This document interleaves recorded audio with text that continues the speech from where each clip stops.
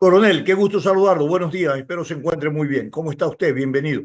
Stanley, muy buenos días. Un cordial saludo para toda la audiencia de Radio Atalaya. Muchísimas gracias por la invitación. Coronel, quiero reflexionar con usted. Leí un artículo muy interesante sobre la ruta del crimen organizado en el país, de la delincuencia, de estas estructuras criminales. Me pareció muy interesante porque es un análisis estructural, cómo se debe de enfocar el problema. Y al final, cuando terminé de leer, hubiera sido muy interesante evaluar si es que las políticas públicas relacionadas al combate al crimen organizado, a la delincuencia y a la delincuencia y al narcotráfico y al narcoterrorismo, la política pública va en una línea adecuada o ha sido rebasado el Estado. El Estado ha sido rebasado por estas estructuras criminales. Buenos días y bienvenidos. Gracias por la pregunta. Muy buenos días. Con relación a la posición geográfica que tiene el país, pues es considerada y catalogada por el crimen organizado transnacional y narcotráfico como una posición estratégica para la salida de la droga a los diferentes puertos internacionales. El Ecuador está atravesado por diferentes corredores y entre los más importantes, dos de ellos, el corredor del Pacífico y el corredor amazónico, que indiscutiblemente pues generan un polo de atracción de droga hacia los puertos ecuatorianos. Dice que Esto el es lamentable, pero 70% de la exportación global nace desde el Ecuador. de los datos que yo tengo por varios estudios que hemos realizado, pues Ya. son cerca de 850 toneladas de cocaína que ingresan por la frontera norte, cerca de 110 toneladas por la frontera sur. El señor embajador de Italia Embajador de habla de Italia, un sí. 70-75% de la producción a nivel global. Bueno, Global.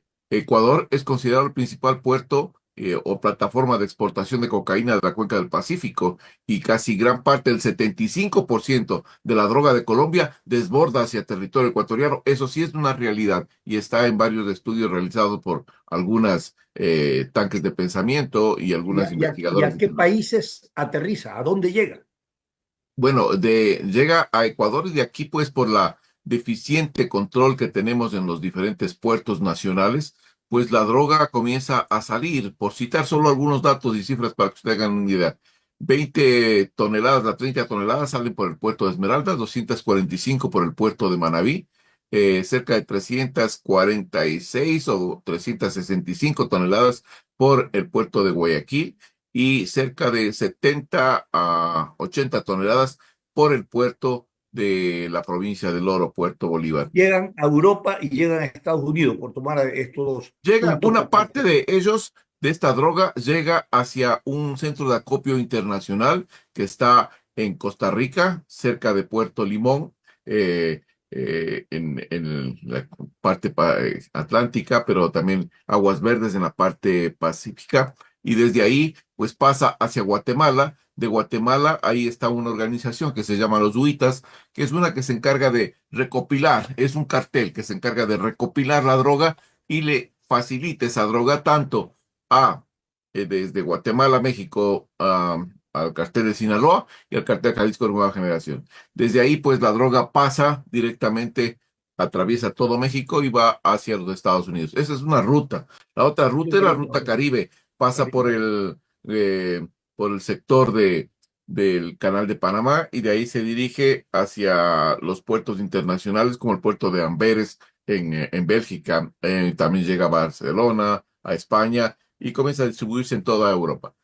La otra ruta importante que del Atlántico también, que va hacia lo que es Asia y otra cuarta ruta que va hacia lo que es África, que se ha convertido en otro centro de acopio internacional y punto de distribución global. Correcto. Ahora, le preguntaba esto porque en función de todo esto que ha explicado usted, dónde, cómo llega la droga, cómo de aquí sale y llega a Europa, llega a México, México la reparte y todas estas cosas. Hay una iniciativa del gobierno que se aprobó en la Asamblea Nacional de una colaboración internacional sobre presencia militar para el combate al tráfico de droga y a la delincuencia organizada. Esto es importante, debe de llevarse a la práctica y qué alcance debe tener, coronel Mario. Gracias por la pregunta, porque hay bastante desinformación sobre el tema desde el mismo Hola. gobierno hacia la ciudadanía y diferentes medios de comunicación. Sí, es sumamente importante porque el país no tiene tecnología ni tampoco tiene un equipamiento avanzado como para hacer frente a esta dinámica creciente del crimen organizado. No hay una capacitación especializada en técnicas y tácticas de lucha contra grupos criminales y narcotráfico, y esto es importante para ser mucho más efectivos en este combate en esta guerra contra el crimen organizado. Y se necesita intercambio de información estratégica. Por lo tanto, estos tres componentes son vitales. No tiene el país. El país no tiene ni los recursos, ni la tecnología, ni el equipamiento adecuado. Por lo tanto, este tipo de cooperación internacional es bienvenida. ¿Dónde está el problema? El problema está en que, como lo anuncia el gobierno, parecería que eh, estas fuerzas especiales van a venir a combatir directamente a la delincuencia, o sea, se van a enfrentar Territorio.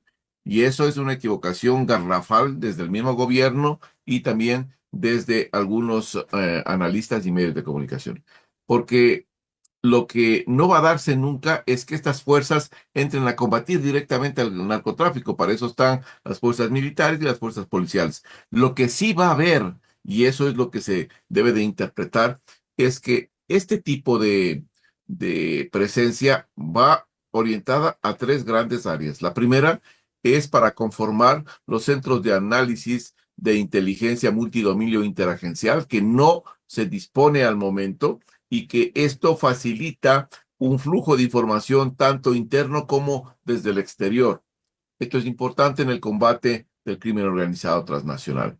Allá dirían, y un país que ya manifestó que quiere colaborar con Ecuador es la Argentina, que tiene este tipo de sistemas en proceso. Entonces, sería importantísimo esa colaboración. El segundo elemento es, a mi criterio, no lo ha dicho el presidente de la República, pero a mi criterio creo que va a orientar hacia la militarización temporal de los puertos ecuatorianos. ¿Por qué? Es Pero eso es importante. importante, ¿no? Complementado a la militarización con la tecnología e inteligencia es lo que nos hace falta. Es correcto. Esa militarización temporal tiene dos ventajas importantísimas.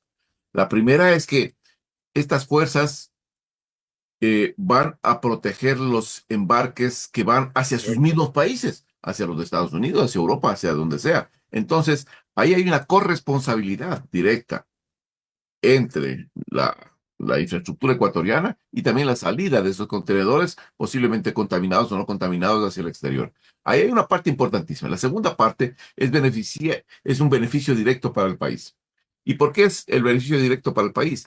Porque en esta lucha contra el crimen organizado, la mayor facilidad que tiene estas organizaciones delictivas es penetrar las estructuras estatales. Pero al ver una fuerza internacional de la cual no se conoce, no se tiene la menor idea, pues se le va a hacer sumamente difícil a las organizaciones delictivas el poder reclutar, el poder penetrar estas estructuras. Y eso pues le va a dar una ventaja sumamente más fácil porque es al Ecuador, porque está cortando básicamente la economía del crimen organizado, punto vital para que estas organizaciones se sigan Correcto. moviendo. Ahora, coronel, había una propuesta de instalar los escáneres. ¿Qué pasó con esto? Esto es una historia de nunca terminar.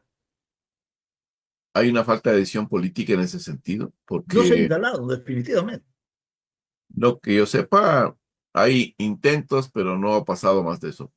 ¿Qué es lo que debería hacer el presidente de la República? Llamar a todos los Lógico. proveedores de este servicio de administraciones portuarias, sentarles ahí en Carondelet en un rato, tomarles, darles un café y decirles clarito, señores, tengo problemas gravísimos porque por donde ustedes están administrando está saliendo toda la droga.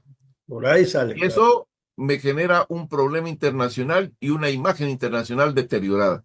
Por lo tanto, si ustedes no me instalan en 6 meses, 8 meses, los escáneres, y cada uno de ustedes debe tener por lo bajo 3 escáneres en cada puerto. Si no tienen eso, señores, se me van del país y llamo a otro que quiera venir a hacerse cargo de la administración de los puertos. Así de sencillo es del asunto. Perfecto, No eso sé me por parece. qué se hacen tanto problema y tanto lío, pero No. eso es ya política y no me quiero meter en ese tema. eso ya es una cuestión de la administración. ¿Y qué Pero, pasó?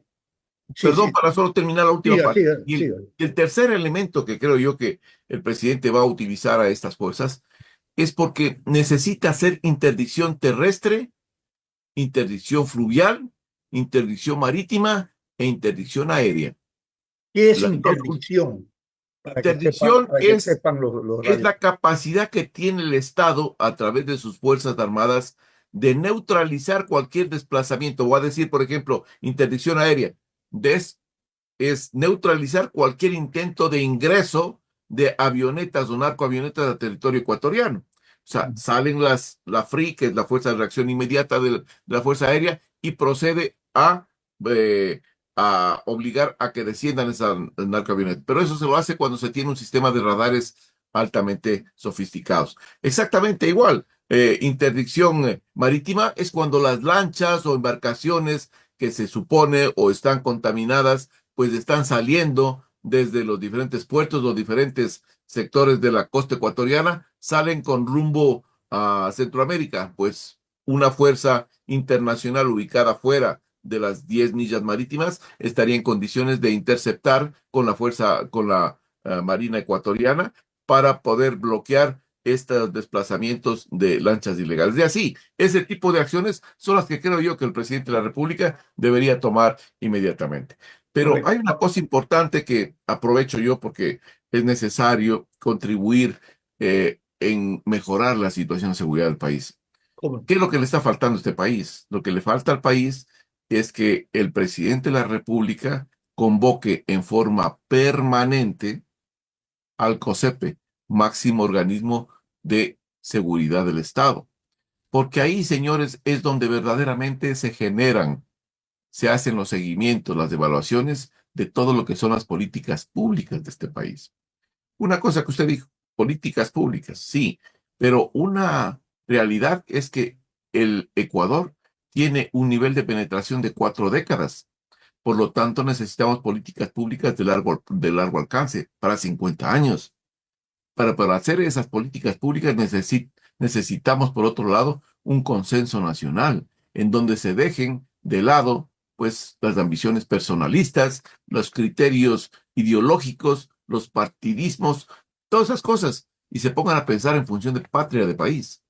Solo ahí lograremos revertir esas 4 o 5 décadas. Pero Caso ¿y cómo? contrario, Yo estoy de acuerdo, podemos estar como México, como Colombia, de por vida, pero con las implicaciones cómo que tiene. crear y motivar la creación, valga la redundancia, de un frente interno cohesionado, alejado de cálculos políticos, alejado de sectarismos ideológicos y que estén orientados justamente a un proyecto nacional en la lucha frontal contra el crimen organizado y el narcoterrorismo en el país?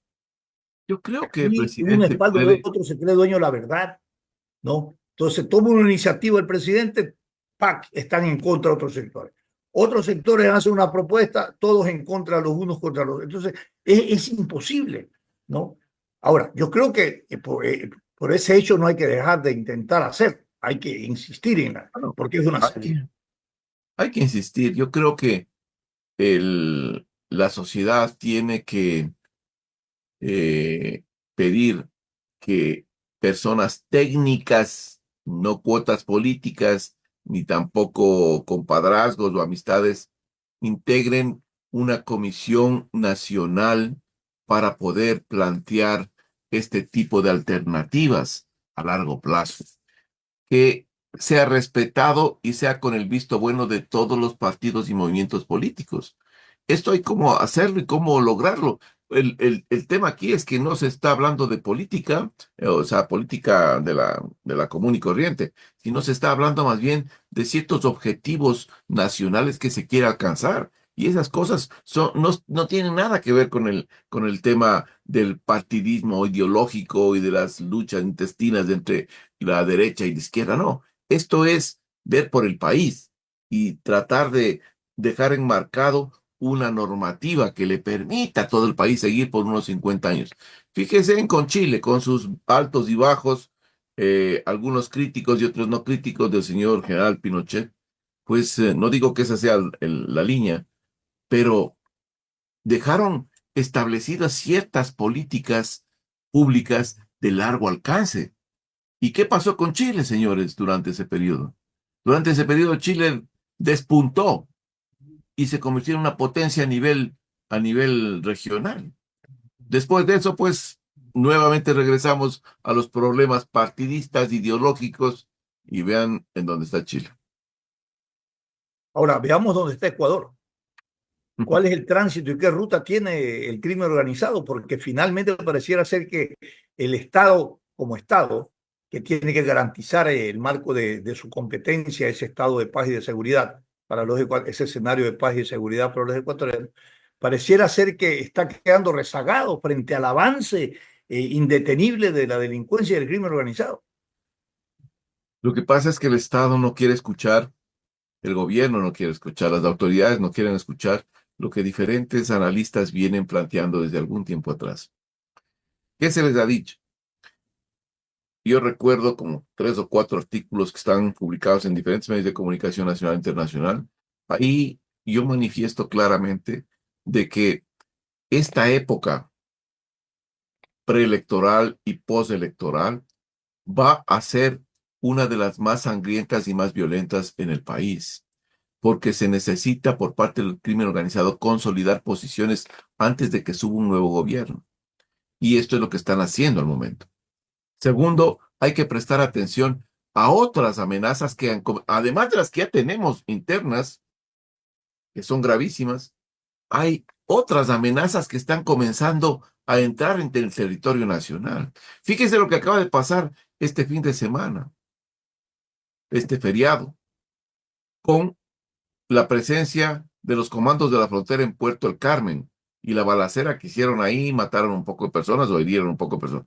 Eso quiere decir que es una organización que ya viene de mucho tiempo atrás actuando y están más adentro. Bueno, en la parte de ahí, la frontera, me imagino porque necesitaban ingresar alguna cosa o necesitaban otro tipo de presencia, pero ya están adentro, están en ese triángulo entre las provincias, en los límites provinciales de Sucumbíos, Napo y Orellana. Ahí donde Esos está son los, ese, son los ese, santuarios que se han establecido.